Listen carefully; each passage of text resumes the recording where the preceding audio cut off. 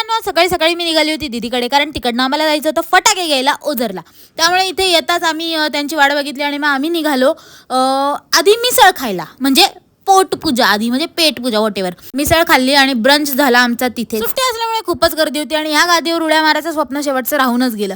त्यानंतर ना निघताना मी फक्त एवढंच दाखवलेलं लटकवलेले द्राक्ष, कारण मी माझा व्हिडिओ घ्यायचा विसरलेच आणि हे फिझी फॉक्स नवीन झालंय असं वाटतं, येऊन बघावं.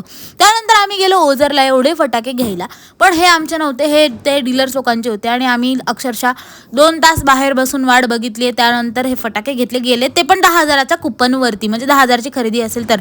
आणि हे आमचे फटाके जे 18,000चे होते, फक्त आमचेच नाही, असे 2-3 जणांचे मिळून होते. त्यानंतर घरी आल्यानंतर मम्मी करंजा करत होती, तिला हातभार लावायला मी पण 2-4 करंजा तळून घेतल्या आणि अजून काय करणार ना मी.